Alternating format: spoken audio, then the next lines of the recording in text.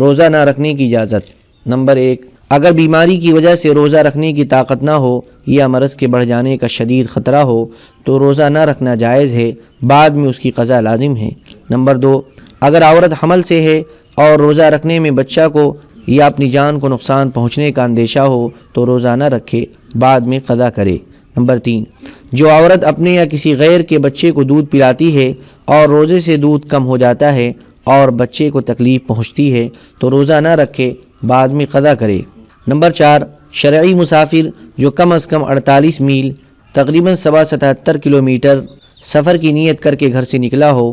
اس کے لیے اجازت ہے کہ روزہ نہ رکھے، لیکن اگر سفر میں کوئی تکلیف یا دقت نہ ہو تو افضل یہ ہے کہ روزہ رکھ لے، اور اگر خود کو یا ساتھیوں کو تکلیف ہو تو پھر روزہ نہ رکھنا افضل ہے۔ نمبر 5، اگر روزے کی حالت میں سفر شروع کیا تو اب روزے کا پورا کرنا ضروری ہے۔ کوئی شخص سفر میں تھا، بغیر روزے کے تھا اور افطار سے پہلے کسی بھی وقت گھر پہنچ گیا تو اب اسے چاہیے کہ افطار تک روزے کے احترام میں کھانے پینے سے احتراز کرے، اور اگر صبح صادق کے بعد سے کچھ کھایا پیا بھی نہیں کہ سفر سے آ گیا اور ایسے وقت میں آیا جس میں روزے کی نیت ہو سکتی ہے، یعنی زوال سے 1.5 گھنٹہ پہلے، تو اس پر لازم ہے کہ روزے کی نیت کرے اور روزہ رکھے۔